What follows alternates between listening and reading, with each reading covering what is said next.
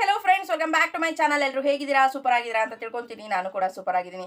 ಗೃಹಲಕ್ಷ್ಮಿ ಯೋಜನೆಯನ್ನು ಹೊರತುಪಡಿಸಿ ಉಳಿದಂತಹ 4 ಏನು ಗ್ಯಾರಂಟಿಗಳಿದೆ ಅಲ್ವಾ ಕಾಂಗ್ರೆಸ್ ಸರ್ಕಾರದ್ದು, ಟೋಟಲ್ 5 ಗ್ಯಾರಂಟಿಗಳ ವಿರುದ್ಧನೂ ಕೂಡ ಇಲ್ಲಿ ಬಿಜೆಪಿ ಪಕ್ಷದವರು ಏನ್ ಮಾಡ್ತಾ ಇದ್ದಾರೆ, ಆಕ್ರೋಶವನ್ನ ವ್ಯಕ್ತಪಡಿಸ್ತಾ ಇದ್ದಾರೆ. ಸೊ ನಮ್ಮ ಲಕ್ಷ್ಮಿ ಹೆಬ್ಬಾಳ್ಕರ್ ಅವರು ಇದ್ರ ಬಗ್ಗೆ ಗರಂ ಆಗಿ ಒಂದು ಉತ್ತರವನ್ನ ಕೊಟ್ಟಿದ್ದಾರೆ ಅಂತ ಕೂಡ ಹೇಳ್ಬೋದು. ನೆಕ್ಸ್ಟ್ ಇಲ್ಲಿ 17ನೇ ಕಂತಿನ ಹಣ ಬಿಡುಗಡೆಯಲ್ಲಿ ಮಾಹಿತಿಯನ್ನು ಕೂಡ ತಿಳಿಸ್ಕೊಡ್ತೀನಿ. ಸೊ ಹಣ ಕೂಡ ಬಿಡುಗಡೆ ಆಗಿದೆ.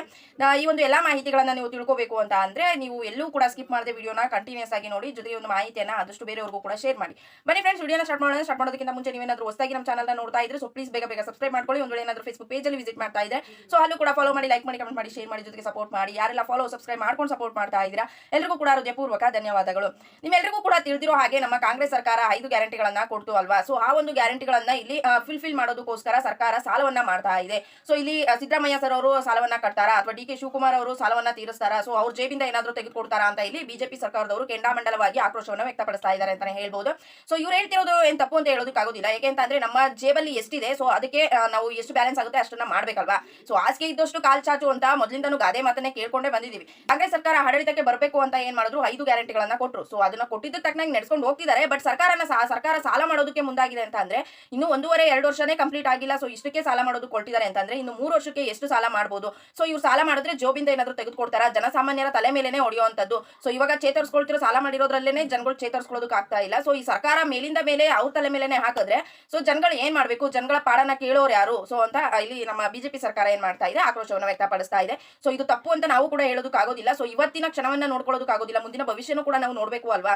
ಸೊ ಹಾಗಾಗಿ ನಮ್ಮ ಸರ್ಕಾರಕ್ಕೆ ಏನ್ ಗ್ಯಾರಂಟಿಗಳನ್ನ ಕೊಟ್ಟು ಅದರಲ್ಲಿ 1-2 ಗ್ಯಾರಂಟಿಗಳನ್ನ ಕೊಟ್ಬಿಟ್ಟು ಇವರು ಉಳಿದಂತಹ ಗ್ಯಾರಂಟಿಗಳ ಅವಶ್ಯಕತೆ ಏನು ಇರಲಿಲ್ಲ. ಸೊ ಇವಾಗ ಉಚಿತ ಬಸ್ ಪ್ರಯಾಣ ಅಂತ ಕೊಟ್ಟರು. ಸೊ ವೃದ್ಧರಿಗಾಗಿರ್ಬೋದು, ನೆಕ್ಸ್ಟ್ ವಿದ್ಯಾರ್ಥಿಗಳಿಗಾಗಿರ್ಬೋದು, ಸೊ ಬಸ್ ಪಾಸ್ಗೆ ಅಂತ ದುಡ್ಡಿಸ್ಕೊಳ್ತಿದ್ರು ಅಲ್ವಾ. ಸೊ ಅದನ್ನ ಫ್ರೀಯಾಗಿ ಕೊಟ್ಬಿಟ್ಟಿದ್ರೆ ಏನಾಗ್ತಿತ್ತು, ಇಲ್ಲಿ ಎಲ್ಲಾ ಮಹಿಳೆಯರಿಗೂ ಕೊಡುವಂತ ಅವಶ್ಯಕತೆ ಏನು ಇರಲಿಲ್ಲ. ಬಟ್ ಸರ್ಕಾರದ್ದು ಒಂಥರ ಗಮನ, ಸೊ ನಾವ್ ಹೇಳುವಂತದ್ದು ಒಂಥರ ನಮ್ಮ ಮನಸ್ಸಿಗೆ ಅನ್ಸಿದ್ದನ್ನ ನಾವ್ ಹೇಳ್ತೀವಿ ಅಲ್ವಾ.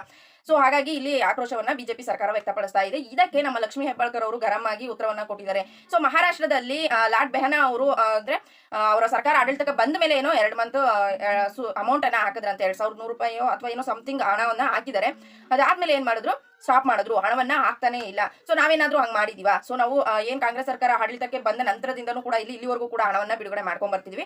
1 ತಿಂಗಳು 2 ತಿಂಗಳು ಹೆಚ್ಚು ಕಮ್ಮಿ ಆಗ್ತಿರ್ಬೋದು. ಬಟ್ ಇಲ್ಲಿ ಹಣವಂತೂ ನಾವು ಜನರಿಗೆ ಫಲಾನುಭವಿಗಳ ಖಾತೆಗಳಿಗೆ ಜಮಾ ಮಾಡ್ತಾನೆ ಇದೀವಿ. ಸೊ ಇವರು ತಡ್ಕೊಳಕ್ಕಾಗದಲ್ಲೇ ಬಡ್ಕೊಂಡು ಸತ್ರು ಅಂತ ಏನ್ ಗಾದೆ ಮಾತಿದೆ ಅಲ್ವಾ. ಸೊ ಆ ರೀತಿ ನಮ್ಮ ಬಿಜೆಪಿ ಸರ್ಕಾರ ಹೇಳ್ತಿರುವಂತದ್ದು. ಸೊ ಯಾರು ಕೂಡ ತಲೆ ಕೆಡಿಸ್ಕೊಳ್ಳೋ ಅವಶ್ಯಕತೆ ಇಲ್ಲ. 5 ವರ್ಷನೂ ಕೂಡ ಕಂಟಿನ್ಯೂ ಆಗತ್ತೆ ಅಂತ ಹೇಳ್ತಿದ್ದಾರೆ. ಸೊ ಇವ್ರೇನಾದ್ರು ಹೇಳ್ತಿದ್ದಾರೆ ಕಂಟಿನ್ಯೂ ಆಗುತ್ತೆ ಅಂತ, ಸಾಲಾದ್ಮೇಲೆ ಸಾಲ ಮಾಡ್ಕೊಂಡ್ ಬಂದ್ರೆ ಭವಿಷ್ಯನ ನೆನೆಸ್ಕೊಂಡ್ರೇನೆ ನಮ್ಗೊಂಥರ ಆಶ್ಚರ್ಯ ಅಂತ ಅನ್ಸುತ್ತೆ ಅಲ್ವಾ. ಯಾಕೆಂತಂದ್ರೆ ಬಸ್ ಚಾರ್ಜ್ ರೇಟ್ ಜಾಸ್ತಿ ಮಾಡಿದ್ರು, ನೆಕ್ಸ್ಟ್ ಎಲ್ಲಾದ್ರೂ ಬೆಲೆಯನ್ನು ಜಾಸ್ತಿ ಮಾಡಿದ್ದಾರೆ. ಹಾಲಾಗಿರ್ಬೋದು, ನೀರಾಗಿರ್ಬೋದು, ಪ್ರತಿಯೊಂದ್ರ ಬೆಲೆನೂ ಜಾಸ್ತಿ ಮಾಡಿದ್ದಾರೆ.